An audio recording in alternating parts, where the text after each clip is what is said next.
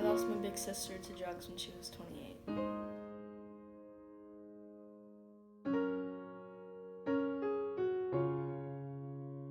She would have been 29 in July, so she was like 14 years older than me. On September 2nd, 1992, my sister Shae was born.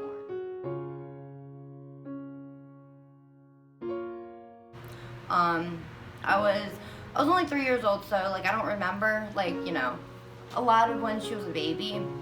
But growing up, I remember, even to this day, which is so weird, I was always jealous of her. I remember I always wanted to be like my little sister, which it's like, I don't know, it's supposed to be the opposite. I just wanted what she had. She was very outgoing.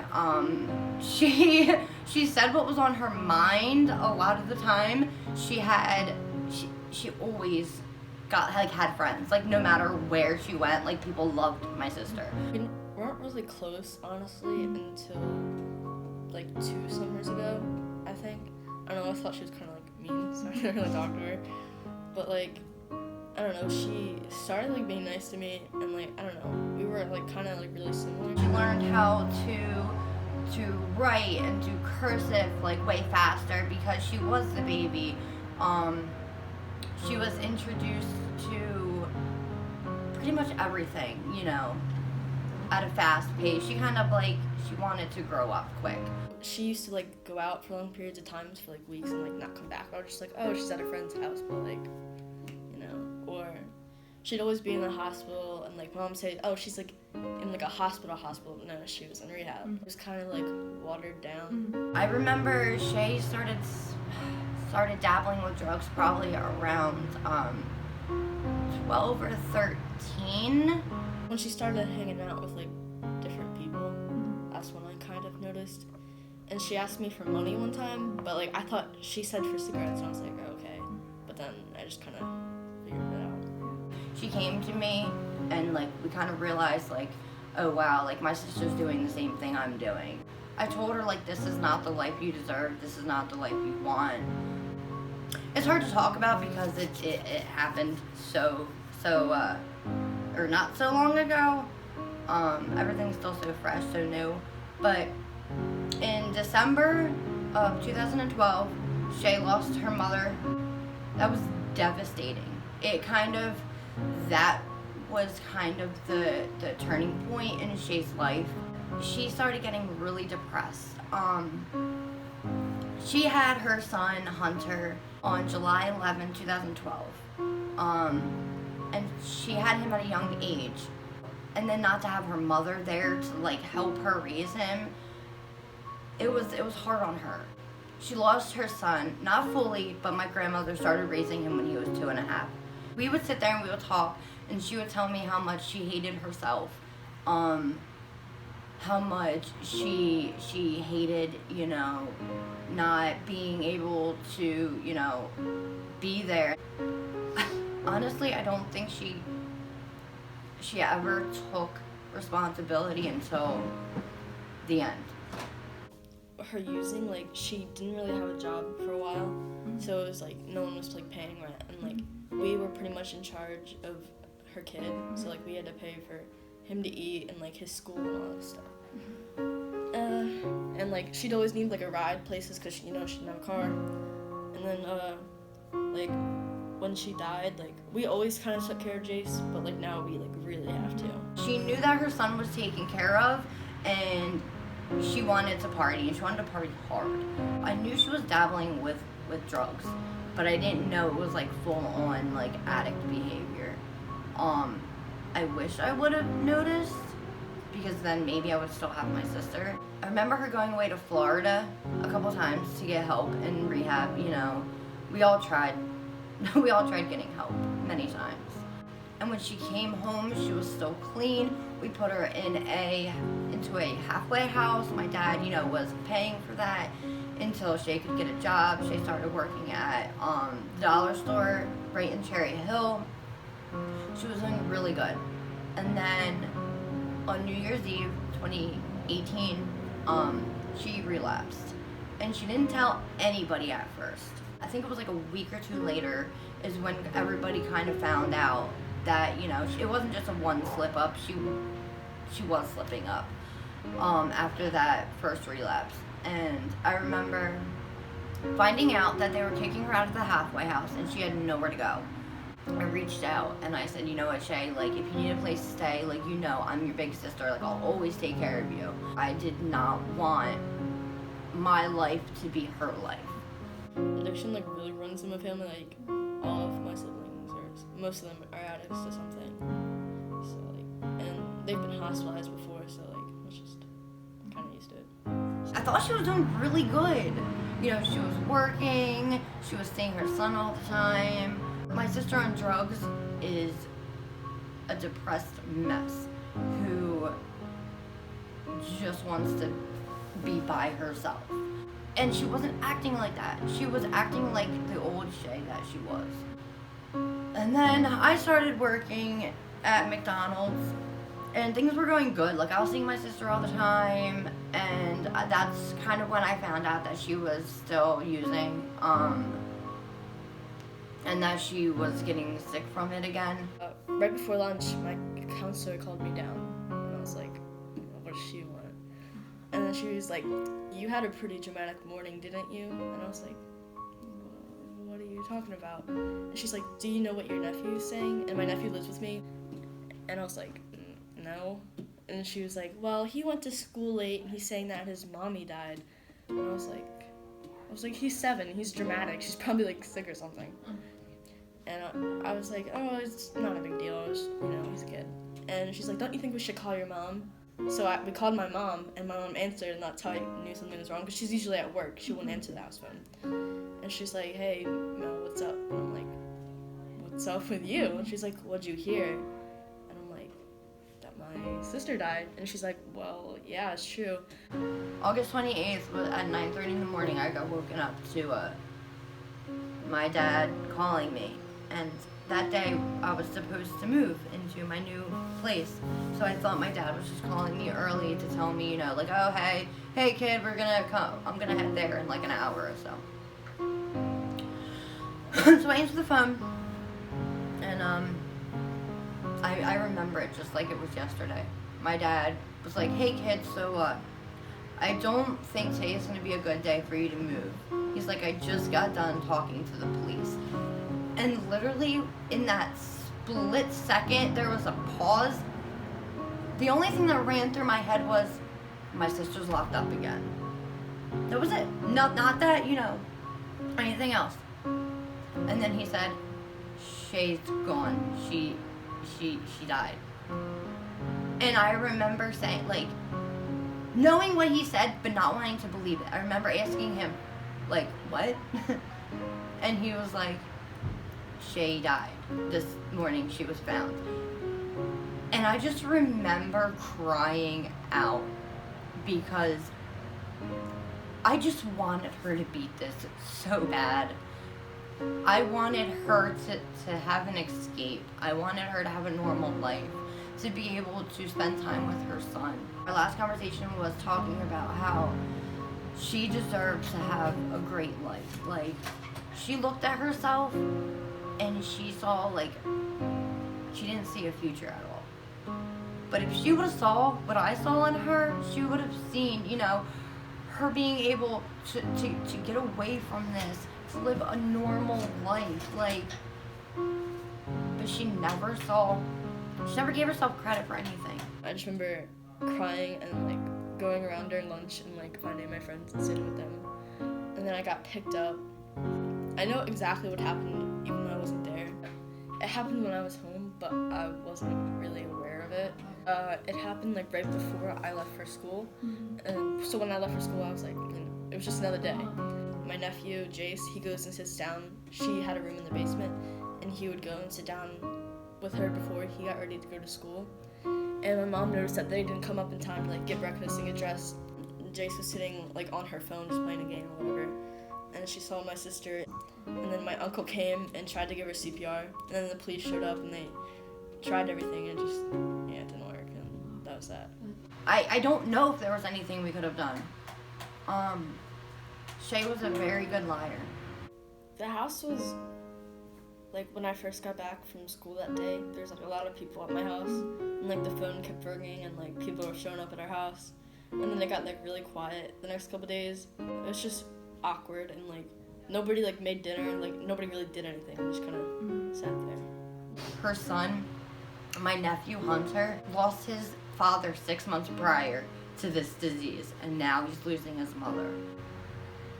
When my father and my grandmother told him about his dad, he didn't quite understand it. So he didn't have to, like, there was no grieving period. But when we had to tell him about Shae, you know, that his mother is now in heaven as well, he took it. There's good points and there's bad points.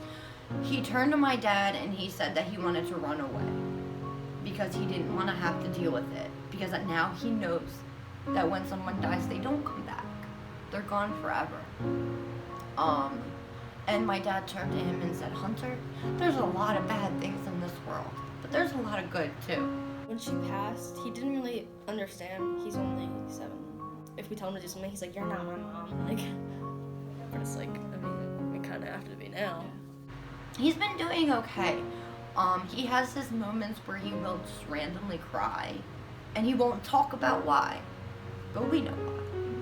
He looks at all the pictures of his mom, and he asks, like, which one's your favorite? You know, like, my mom is happy in this one. He talks to them every night. He looks up and he talks to, you know, his mom and his dad, and on their birthdays, he sings them happy birthday. This kid is the strongest kid I've ever met. He not only lost his father, he lost his mother, and within 6 months' time. And he's still going strong. I'm trying to be there more for him, because I want Shae to know that as he grows, I will let him know about his mom and his dad. All of it. The good, bad, and the ugly. Eventually. Because addiction is, it runs in, you know, your genes. So that's something that I want to keep an eye on and make sure. Now and then he, like, breaks down. And, like, he's like, I want my mommy and all this stuff. And it's like, he writes about her sometimes. And, like, he still doesn't understand what exactly it was. I hold a lot of guilt and responsibility on my shoulders for the death of my sister. I feel like if I wasn't an addict, maybe I could have helped her. Maybe I could have, you know, if I was a better role model, if I was there more. It's hard. I shouldn't have gave her money when she asked. That's what I'm like, because what if, like, the $10 that I gave her was the $10 that, like, killed her? We would go cop together. We would get high together. I thought, in a way, I was protecting her. At least she wasn't out there with who God knows who. You know, if she's gonna do it, I'd rather, like, us do it together. Whether we were arguing, not speaking, like, we would have each other's backs. And I feel like I wasn't able to protect her. I wasn't there. She died alone. The only sense of peace I got was that my sister was finally free. There was no more demons. There was no more anything haunting her. She was able, you know, to help Brielle and me, but we didn't get the chance to help her like we wanted. And I wish we would have got that chance.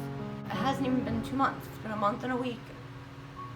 And I still sit here talking to her. I write her messages on Facebook. So hard to not have a sister to go to, because at the end of the day, me and Shae talked all the time about how we were sisters and we're gonna stick together, like, no matter what.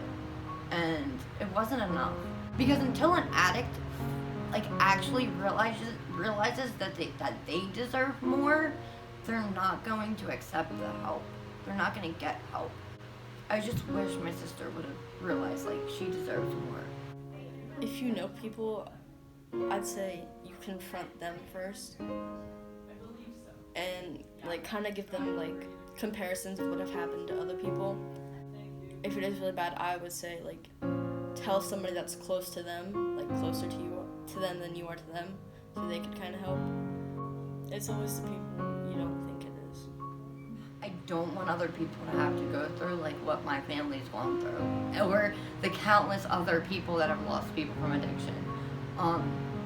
The only advice I can give to family members who have an addict for a loved one is don't ever give up on them.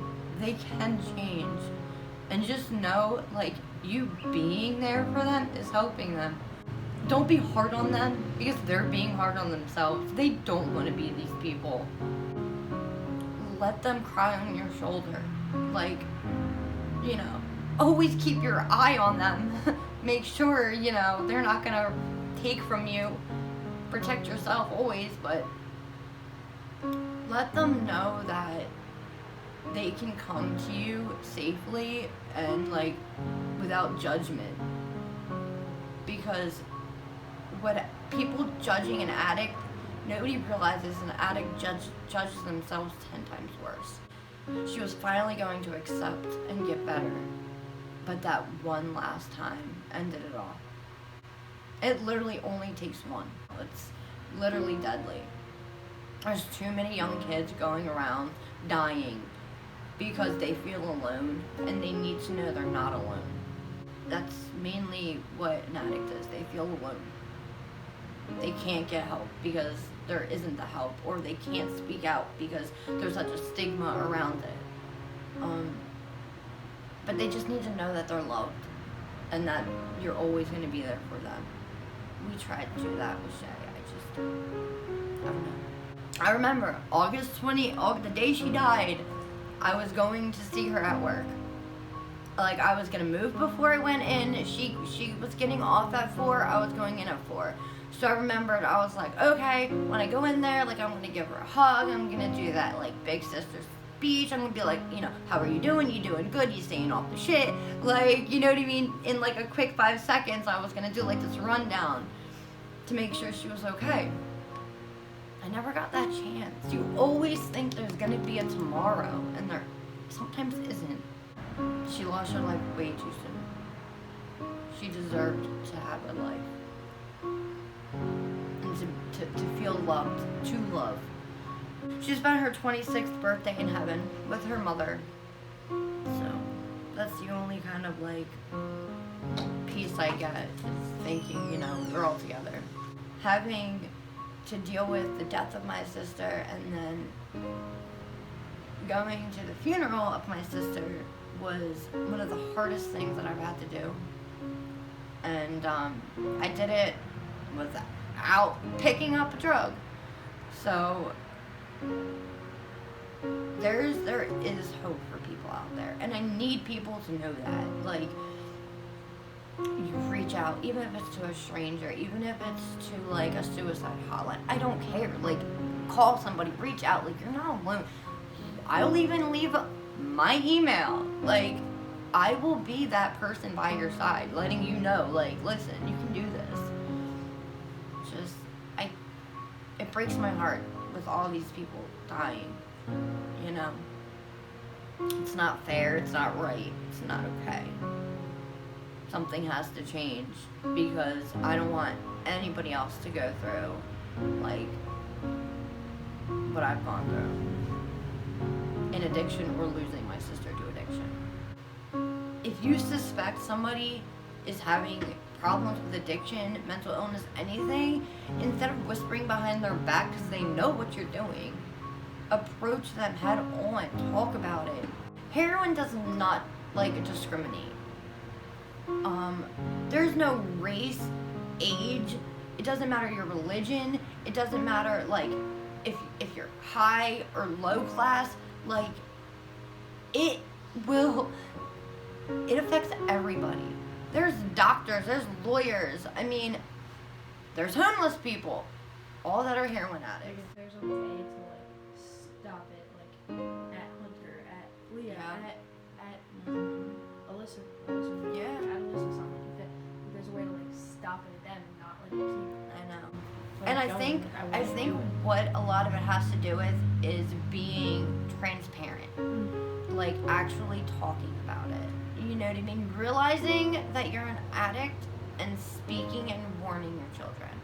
I'm gonna make sure my daughter grows up and she knows, you know, maybe not my whole life story, but she needs to know, you know, mommy had problems, daddy had problems, and, you know, you can be at risk for having those problems. Because if not, then I could lose her too. And I can't do that. Same with Hunter, you know. He has to know his mommy and dad, you know, they struggle. I remember being in the funeral parlor, talking to the director, and the realization came to my head, like, I'm not gonna see her. Like, the last time I saw her is gonna be the last time I'm gonna see her. We're not having an open casket, you know, there's not gonna be, you know, a time for me to see my sister. So I remember, like, speaking out, and I had said, you know, I want to see her before she's cremated. I have to see her.